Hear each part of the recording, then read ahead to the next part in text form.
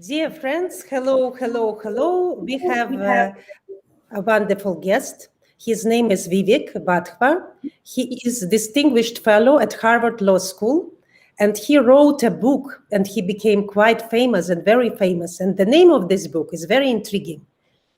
Just listen to that. Driver in the driveless car. If you only listen to the name of this book, I think it's already intriguing and it's in a way frightening. Dear Vivek, can you be so kind to explain why you choose the name for the book like that?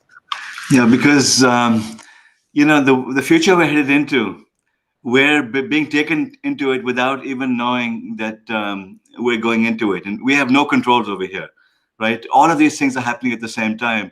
Our smartphones, these devices we carry in our pockets, these have almost as much computing power as our brains do. In the next 5 years or so, they will become more powerful than our brains are. Now, the computing is powering everything. Everything is becoming information-based. Many technologies are advancing exponentially.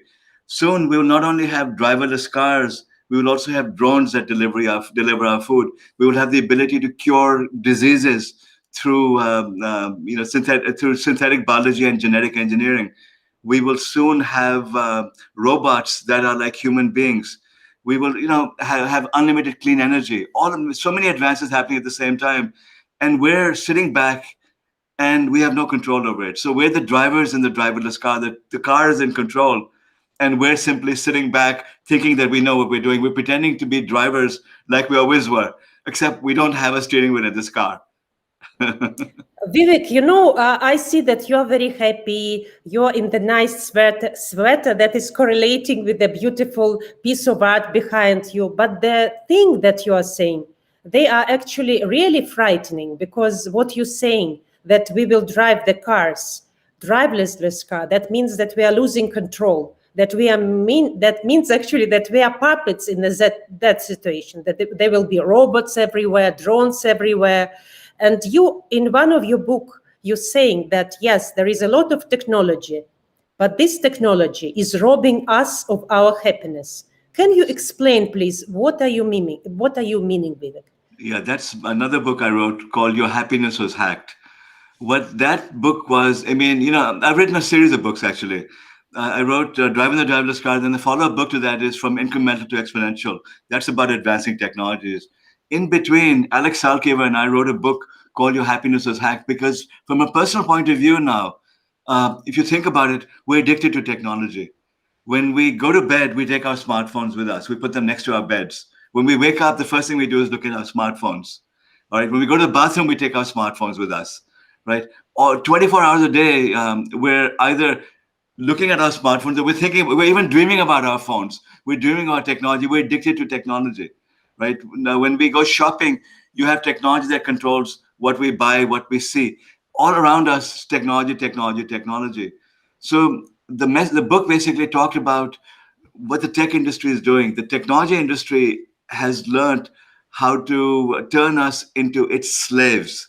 That has now made us prisoners of their technology. They're watching us every moment of the day. They're controlling what we think, what we do. And the book basically teaches people how technology has taken over our lives, and then it gives them advice on how to manage themselves. In other words, switch the computer off for a few hours every day. Don't take the phone to the bathroom with you. Don't take it next to your bed. Put it aside. Check it more regularly. And then all sorts of other techniques about how you can better manage technology, because we can't hide from technology. We can't live without technology. What we can do is to understand what it is doing to us and to better manage it, so that our children, it's the same thing, that they're 24 hours a day, they're on text, they're on technologies. It's also for them. How do you manage it so that your children can use technology in a wise way and not become its prisoner? That's what the message of the book is. Vivek, the questions that you are asking, I don't know, somehow in many societies, it's not even polite to ask that questions. I know all of us, we know about that.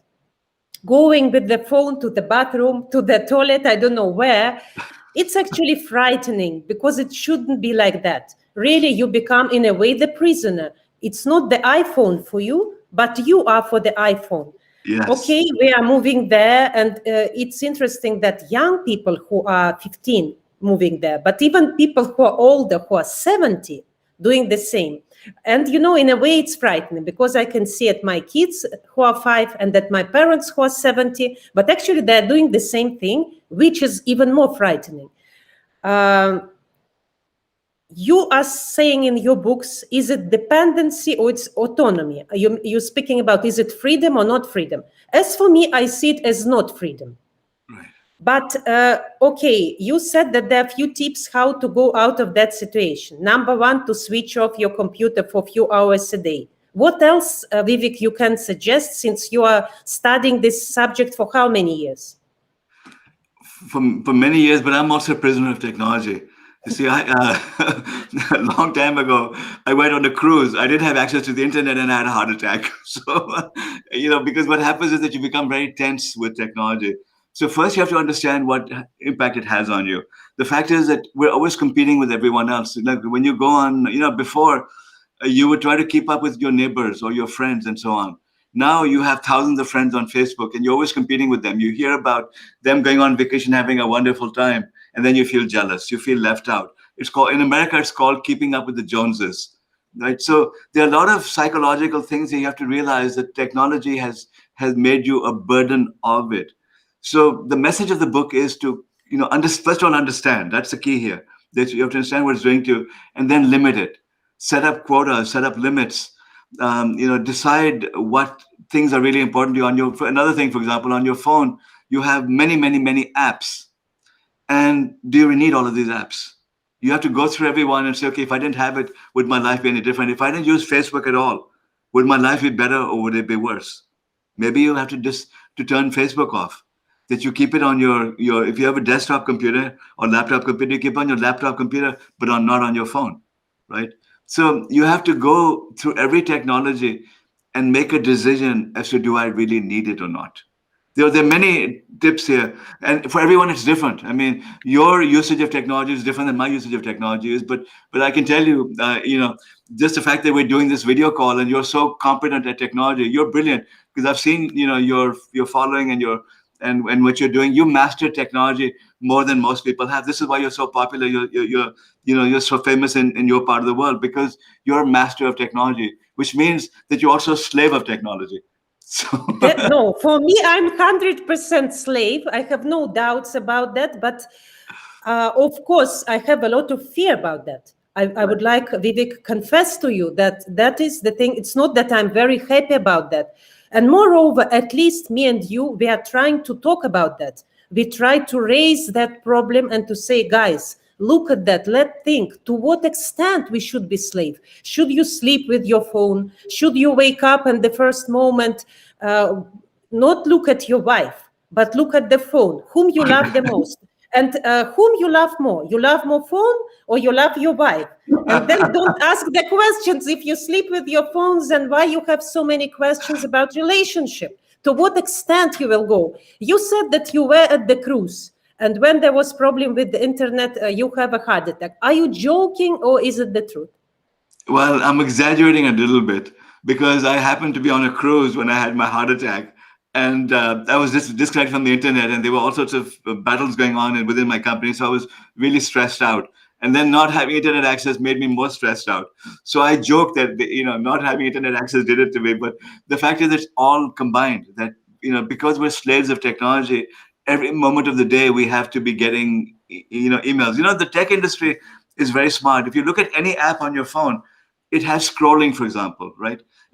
Before we would on the on our computers we would just do one page at a time. So here it's an infinite scroll, and then our apps keep sending us messages. Ting, ting, ting, ting, ting. You got a message. So what the tech industry is doing is they're using techniques used by psychologists.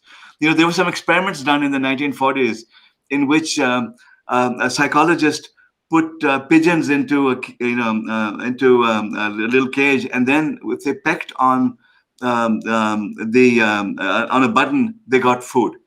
So if it Yes, was unlimited food, then the pigeons kept pecking on it. They did the same thing with mice, with mouse, and the mouse. All of definitely. these animals became obese because they became addicted to tick, ting, ting, ting, ting. You keep eating. So then when they restricted it, there were all sorts of variations of this. So the tech industry used these techniques and made it into our phones, because the tech industry wants us being addicted to technology so that they can control us. So these all of these techniques that are built into the technologies by which we're constantly getting reinforcement. When we hear a thing, we get an email. It's like a reward for us. It's like getting the food in the trap, that we feel happy that we just got an email, and then you have to check the email. You stop everything you're doing to check the email. So this is how the technology industry is controlling us. It's the same thing in casinos. When you go to a casino, you constantly keep pulling the lever, and you keep getting those small rewards. Now over time you lose money on the casino, but the way the casino machines are set up, that you win a small prize.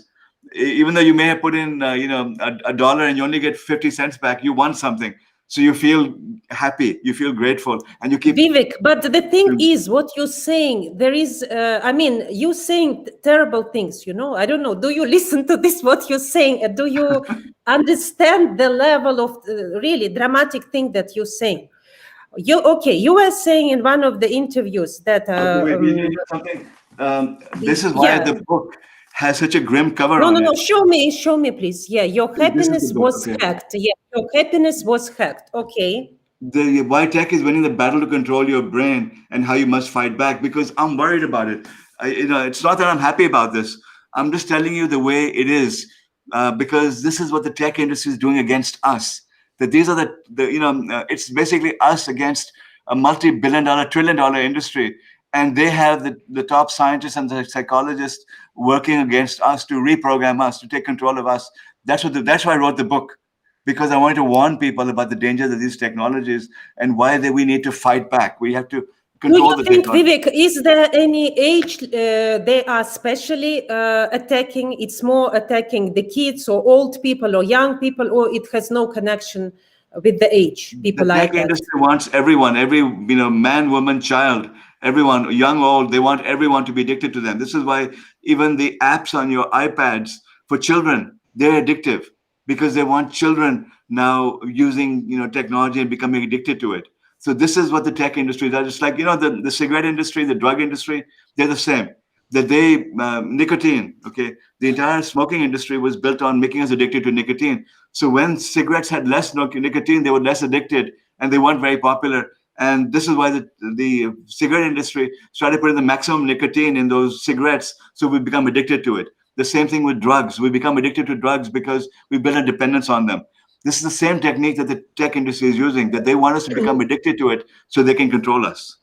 Okay, that is very bad. I will summarize what's going on. So what, besides that we can stop our limit, let's say, to the computer, at least few hours a day. Also, you said that we should check all the applications. Maybe we don't need them. The applications, we should remove them. What else can we do? Because you say that soon everything will be by computers, 3D. You can make your own iPhone by 3D. Music is made by robots. A lot of work, people will be not needed anymore, because the robots will be doing that job, and many factories will be closed.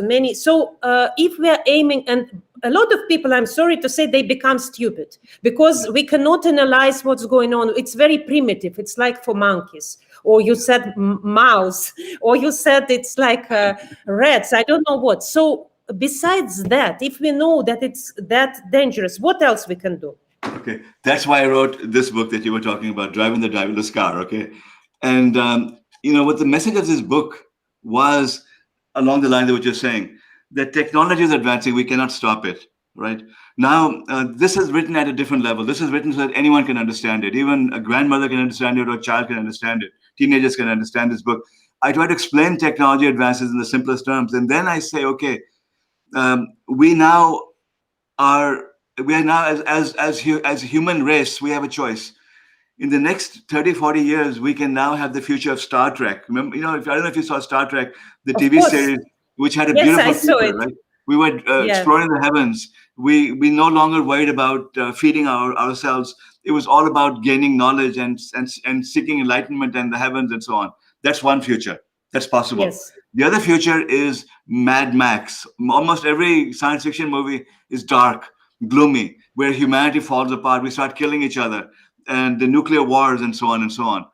Both of those futures are happening at the same time, right? This is what terrifies me, that the same technology that can be used for good, it can be used for evil. Social media, for example, used to be a technology that I believe would do a lot of good for the world because it brings us all together. The technology we're using right now, we're across different parts of the planet. Yeah. The people watching this are all over the world, yet we're all coming Yes. together. This is good, right? The bad of this is that this is now also being used to control societies.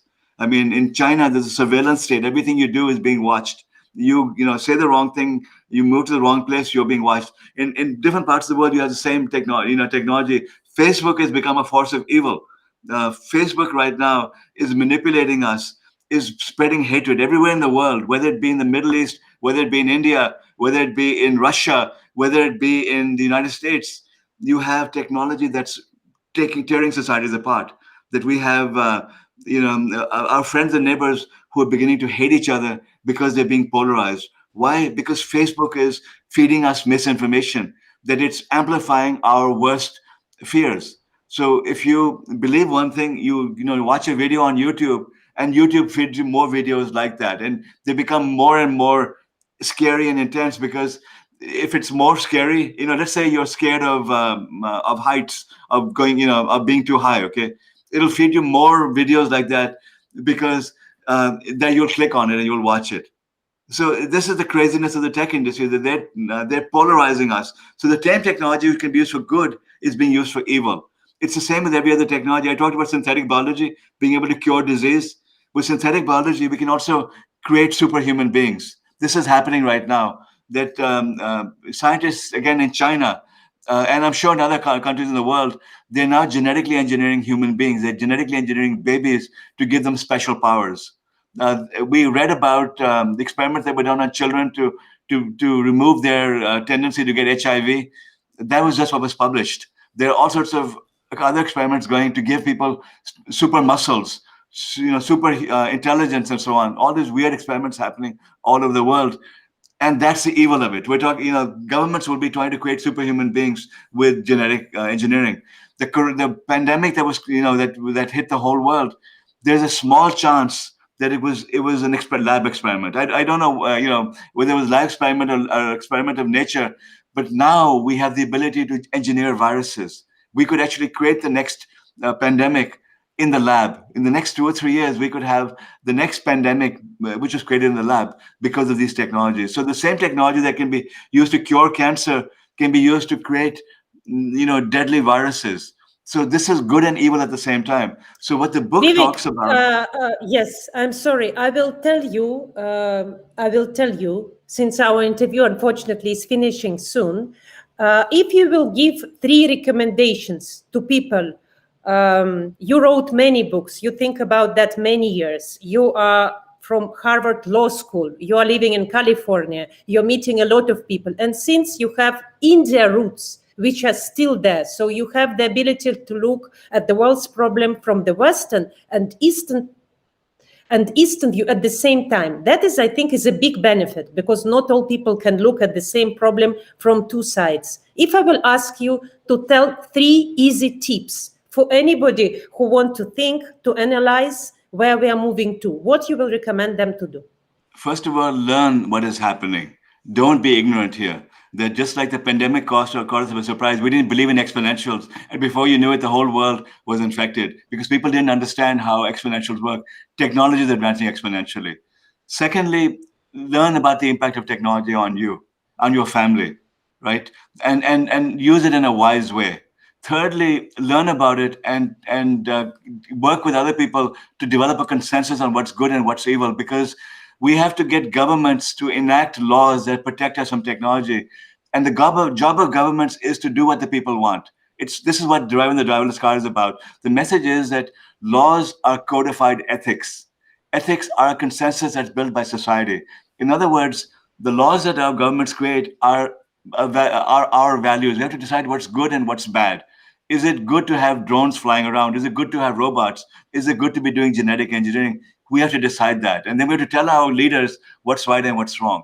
So we have to come together as a society to decide what's good and what's evil. Because if we do that, then we can build the Star Trek future. If we don't do it, if we allow the tech industry, or if we allow other evil corporations or governments to run rampant, then we will have Mad Max. We will have the darkness, the dystopia that we have always feared. We have a choice now whether to build an amazing future or a dark future. It's up to us. It has to start by us learning and taking responsibility.